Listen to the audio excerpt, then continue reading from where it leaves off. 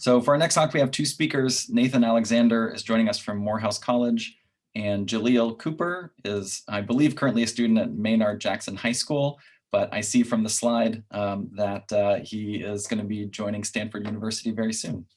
So guys, if you want to take it away, go for it.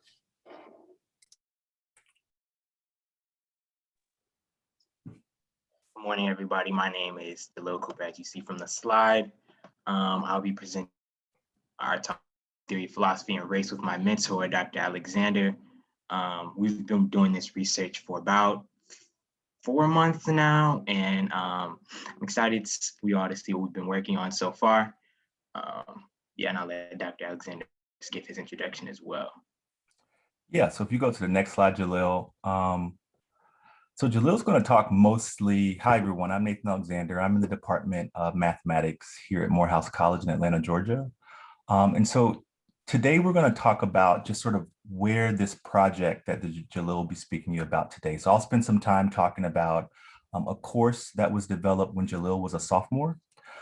So for about 2 years, we've been working with high school students and college students creating basically a laboratory where we're looking at mathematical sociology. So for those that might not be familiar with the field of mathematical sociology, we take sort of the intuitive context of the real world, which is sort of the social context of our interactions, our social spaces, and we seek to formalize that. And so in formalizing that, we think about a lot of the topics that have already been presented in the talks that we've seen today, and a lot of the conversations that we'll have later. And so in this course, it was labeled Mathematics of Equity. We had a near-peer model where undergraduate students served as teaching assistants. And so they worked with me during the academic year. And we had a 5-week residential program where students came to campus, high school students, and lived with us. And they took a series of math and science courses. And so the program is called SMASH, which stands for Summer Math and Science Honors Academy. And so students were taking calculus, statistics, coding classes. And so this was an elective course. And then we dealt with a lot of the topics in mathematical sociology. So social choice theory, game theory, graph theory, and so forth. And the goal for this course was to give students a different introduction to advanced mathematics that they would otherwise not have once they, if they hadn't finished the calculus pipeline in school. And so at the end of the 5 weeks, students complete a research project. And so what Jalil will be talking about today is a project that he started 2 years ago, and he will be continuing. And you can go back to the last slide, Jalil. And so what's happening with this work now, sort of the purpose of this, it's a part of a broader effort at our college and in the AUC to develop a workshop. And this is basically a course, a quantitative histories workshop, where we're really taking a critical lens on history. And so we'll talk about democracy today, but we're looking at social responsibility and justice making in the context of mathematical modeling. And so students sort of take a context and they think about various mathematical topics that can be used to take some alternative explorations to mathematical thinking. And so I'll speak briefly about my own positionality, and I'll give the floor to Jalil. So I was trained in North Carolina in public schools. I went to the University of North Carolina in Chapel Hill. I was a mathematics major there and a sociology major. And I didn't really know what was, my career was, where my career was going to go, but it's sort of done a 360 and come back to this idea of connecting math and sociology. One of the things that sociology has helped me with is to gain these increasingly critical viewpoints on institutions. And so you'll hear us talk a lot today about the role of institutions and how when we think about the context of mathematics, so when we're talking about gerrymandering and voting and utilizing mathematics, there's a really important space for considering historically how institutions have played a role there. So I want to sort of speak to that. In that same vein, as we talk about race, and gender today, I also want to talk about blind spots. As an American citizen, there are blind spots to the privilege there. As someone who identifies as a cisgendered male, as we talk about gender. And so as we sort of hold these multiple identities, I'm also an able-bodied person. So as we think about justice and equity making, we constantly talk with our students about the role of multiple identities and that one identity or a singular identity doesn't really explain the picture. So although we'll be focusing on the context of race and gender today, we do like to remind of us all of the multiple and many identities, seen and unseen, that we hold. Yes, and then in terms of positionality, with this I study, well, mathematics at a high school level. And when I attend Stanford, I do plan to go down the engineering route where mathematics is used for like creating machinery and more for like practical applications. I think studying under Dr. Alex, like Smash Academy and other social justice work while in high school definitely helped me look at, get like a perception of math, how it can be, how it can intersect really with sociology. And being like, and somebody who's definitely underrepresented in America, I think working with Dr. Alexander and doing this research in game theory has allowed me to take math academia and not only use it to educate myself, or educate others of the different ways that we can look at math.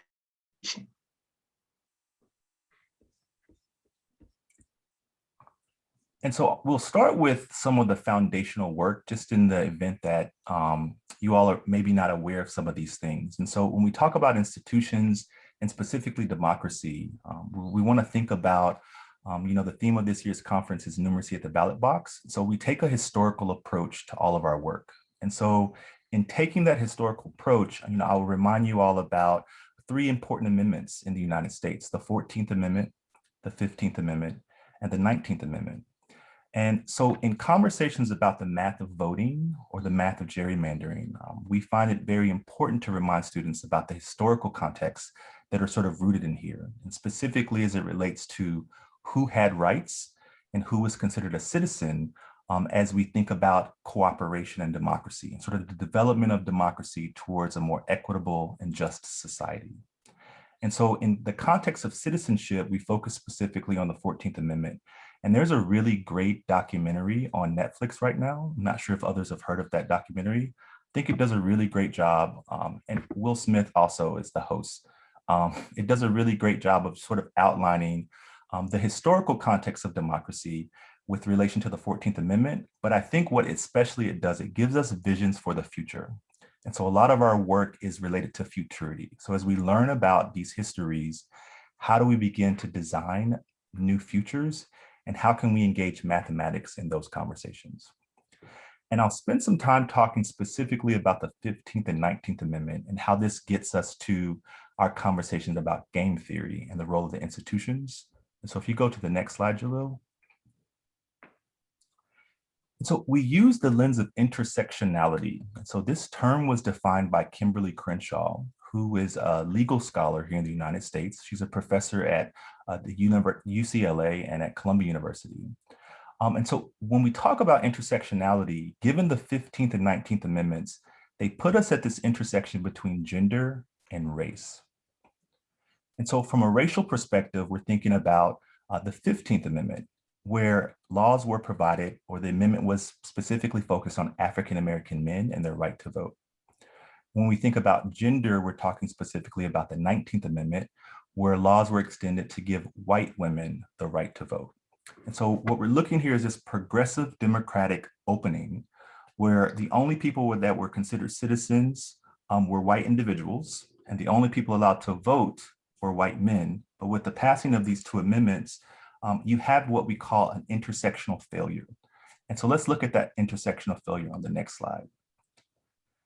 And so when we think about the history there, we have this very interesting context between white privilege and male privilege. And so for the white privilege, we are thinking about the context of white men and white women who were allowed to vote prior to the context of the 19th Amendment, and then obviously white women afterwards.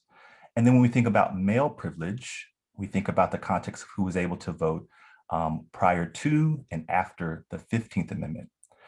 What we notice here in our conversations, and there's something sort of mathematical about sort of the identity and intersections here, is that no laws or amendments were passed to think about non-white and non-male groups. And so the intersectionality that Kimberly Crenshaw discusses is the role of that law and public policy in failing rights for Black women specifically.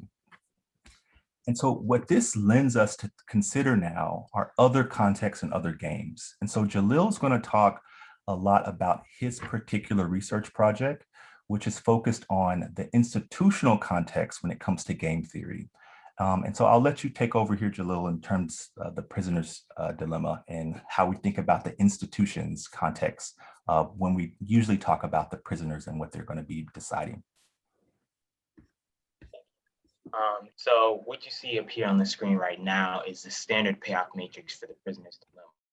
So for just a quick little background context, if we graze over what the prisoner's dilemma is, you have two suspects that were arrested for a charge, and the prosecutor puts these two suspects in individual rooms in solitary confinement and questions them, and they actually lack the evidence to charge them with the principal charge. It's something we don't know. And then something we don't know at all. And then, but they do have enough evidence to convict them on a lesser charge. And then they offer the bargain to each suspect to testify and betray their partner in crime to just determine how much time they'll get in prison. So the different variables that you see on the screen, R, S, T, can be substituted with values, and they represent the different amounts of time that each prisoner would, depending on whether or not they decide to cooperate or defect. Cooperate in the context of this game would be staying silent or lying to the police. You're cooperating with your teammate. And if you cooperate and you lie or stay silent, that means you're looking out for their best interests. And of course, you may have to take that extra time in jail, saying as R is greater than P. P representing the option in the matrix where if you choose to betray your teammate, you're taking the bargain, and you'll serve a little bit less time for taking the bargain, but at the same time, they do have enough evidence to convict you. And then S and T representing the other variables where one cooperates silent, the other decides to defect and betray, where you'll just be serving sentences completely. Of course, the values can be changed. This is just an abstract representation. However, we weren't so much focused on necessarily connections unstable, necessarily the variables, but rather questioning itself, the prison industrial complex or the criminal justice system. We wanted to look more at the internal dynamics of the prisoner's dilemma and look at specific facets, which I'll get to in the next slide, about how the prisoner's dilemma can tell us a lot more about democracy, rationality, and even a little bit about morality. So from there, we tried to look at applications. And when we look at applications, this is the quote that we came to. This quote it comes from a famous literature scholar, James Baldwin, whose most of his literature talked about race. And it states, "Do I really integrate a burning house?" We quote in conjunction with game theory, this quote definitely representing the more sociological aspect, because we use critical race theory as our application for the prisoner's dilemma. And we use this to question rationality and morality, specifically the idea of rational choice theory as it pertains to race relations in America. Rational choice theory states that a rational decision maker is one who makes choices consistently in pursuit of his own. And context in the prisoner's dilemma, the rational decision maker is often the person who chooses to defect. Because if you're looking to maximize your benefit, if I go back to the last slide briefly, where P is the lesser value, choosing to defect would get you the less, well, really S will get you the amount of time, but that's why P is the equilibrium strategy. Choosing to defect is rational. Nobody wants to serve R amount of years in prison when they can serve S or P. I just had to go back to that. But the political philosopher Thomas Hobbes questions this idea of rationality because he states that it is actually irrational for man to be hedonistic and pursue his objectives by any means necessary. And in context of the prisoner's dilemma, we sort of brought up these questions of rationality of, should I live for myself or live for others? we were dealing with conflicts of rationality and irrationality. Is rational choice theory true, or is Thomas Hobbes right? Are irrational pursuing our own desires? And when looking at this in conjunction with some applications to democracy, specifically the most recent, actually my bad, that was a mistake. When looking at this, when looking at these ideas of rationality next to game theory, we came up with this sort of new framework that we will further research called the donation game and the burning house dilemma. I talked about in my quote with James Baldwin about how we really want to be integrated into a burning house. So with this analogy, essentially we want to keep that burning house, but instead of there being one, you have two burning houses. And the victims that escape the houses represent different people groups in America. And we have this payoff matrix of the donation game representing the different choices you can make with this burning house analogy. You can choose to cooperate and help one another extinguish their respective fires, or you can choose to defect. With this game, we wanted to use the donation game because this matrix, while it is relatively new and is just an abstract sort of framework for our research, it incentivizes players to cooperate. And we really follow this line of reasoning that Thomas with rationality, assuming that it is irrational to be hedonistic and pursue your own desires. The next reasonable choice for the players would operate. It's the donation game. And with this new framework, this sort of opens up a doorway for more curiosity and more research to be done with how people cooperate with one another when given this new payoff matrix and these new principles of rationality. I like to call it the modified idea of rational theory. So go ahead. Sorry, Jalil. I was going to jump in and talk about the choice between being altruistic or selfish. If you want to talk about, you're sort of already talking about it. About being altruistic or selfish. Yeah. So if we look at the game historically, we could actually look at some applications here as well in a few. If we look at the game historically, this idea of acting selfish and being irrational leading to defection leads to this value of zero. The zero value definitely represents this sense of stagnation when we try and extinguish our own fires, whereas when we cooperate, we could definitely make more progress. And historically hasn't necessarily been like that when we bring in this critical race theory and how different marginalized groups cooperate with one another, or how marginalized groups such as Black people cooperate with white Americans. Historically, we've been in this second quadrant where Black Americans have cooperated, whether it be on a federal level and voting, or on an economic, or we can look at social as well. We've typically been sort of disregarded by white Americans, and they've sort of just defected, while Black people have continuously cooperated while receiving a lack of cooperation from their peers. So can we go back to the last slide, Jalil? And so when we think about the context of what Marshall has set up here between the donation game, it sort of shifts a lot from what many of you may know in terms of the hawk-dove game, the standard payoffs here. And so we're looking in table 2 at the payoffs for the role player. And you have the option here to choose altruistically. That's one, or not, to sort of look for your own self-interest, which is the option for 2. And so one of the things with this model is that for altruism, and for this to be a strong altruism, so we're shifting away from what Jalil was speaking about earlier, this idea of defection, and what makes a strong prisoner's dilemma is that we want to really center this idea of altruism. And so it's going to require that B and C are greater than 0. And what that does with the payoff matrix is it shifts sort of the model to consider, as Jalil spoke about the donation game, sort of a modified payoff matrix.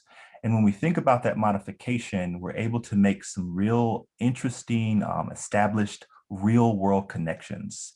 And so on the next slide, as Jalil was showing, when we think about the global considerations, two things that we want to be mindful of, sort of, well, where was, although it wasn't called the prisoner's dilemma when it was developed at the Rand Corporation, what were the contexts that this game was developed in? And we know that that game was developed in the context of globalization and nationalism. So it was developed in the context of war. And so when we think about the historical context there, we want to critique that, but we also want to make sure that we're thinking about, as Jalil was saying, the context of a burning house.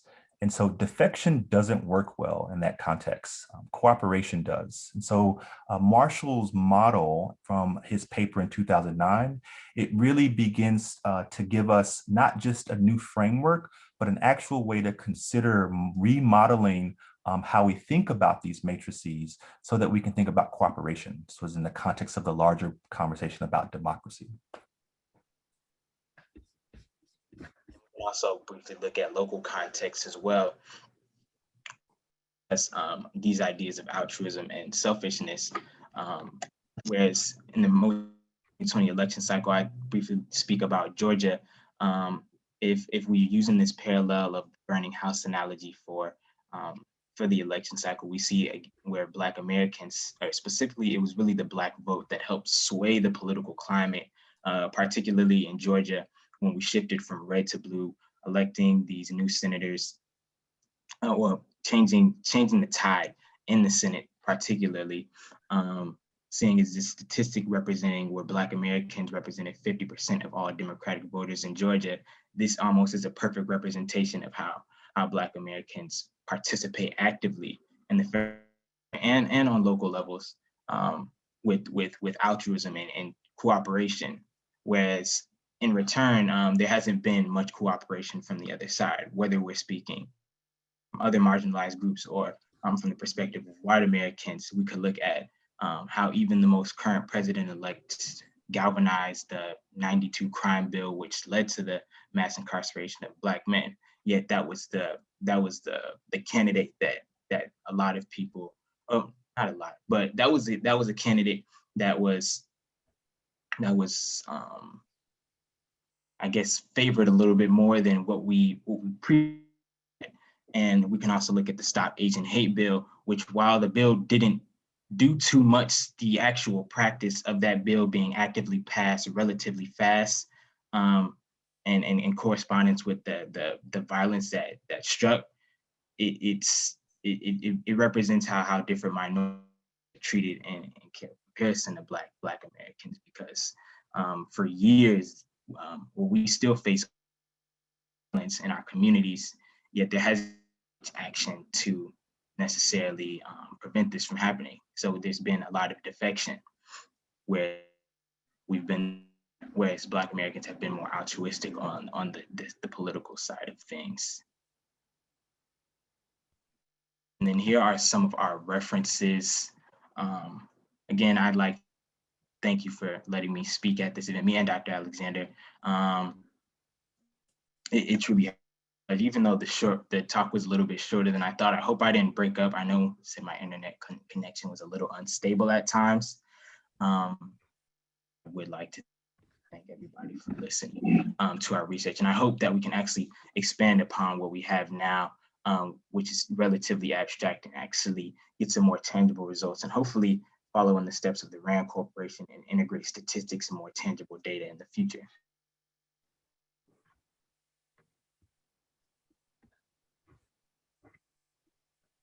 Awesome. Thank you so much. Everybody join me in thanking both Nathan and Jalil for that terrific presentation.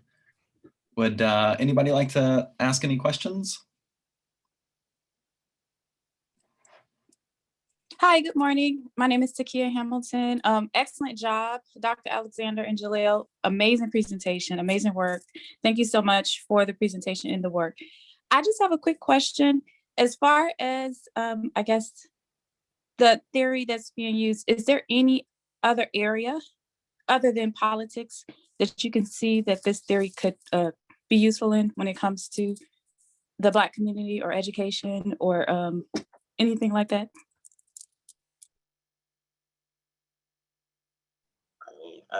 My answer would be economics. Game theory is used in the sphere of economics mostly when we talk about practical applications. But if we do take game theory, like I said, continue to do our research, I believe we can definitely use it to look at some more of the economic facets when it how marginalized groups interact with one another on just on a fine side. Okay, sounds awesome. Thank you so much. Yeah, thank you, Ms. Hamilton, for the question. And I'll just mention some other projects that students in our workshop are doing right now. And so what we try to do is take alternative approaches to advanced math. And so one of the things that we're really considering is this transition from secondary to post-secondary mathematics and how to invigorate students with an interest in mathematics. And so what we found is for those students that are not on your traditional calculus sort of pathway, that generally means that they're not going to be a math major or they're not going to major in STEM. We really don't like the fact that a service course like algebra or pre-calculus or whatever it may be is their last engagement with math. And so part of our goal is to, really show them through these courses the applications of what you're seeing across all of the talks today. And so, we've been learning a lot as well. We're really happy to be affiliated with the Institute because it's sort of an exchange to say, what are some applications of math that can really have students leave their last course in class by thinking about possibilities for future careers. And so there are ways in our workshop where students are looking at gerrymandering. We're also using a lot of applied statistics and some of the historical work of Du Bois. And so if you go to the link tree that was on a previous slide, and I can share it in the chat, you can sort of look at some of the projects that our students were doing in other areas and where there's some applications. Thank you, Dr. Alexander. Maura, you have your hand up. Would you like to ask a question? Yeah, thank you. I really enjoyed the presentation. I hope I didn't miss this, but I was wondering if there was any potential for connections or collaborations with the Data Science Institute that AUC has got going.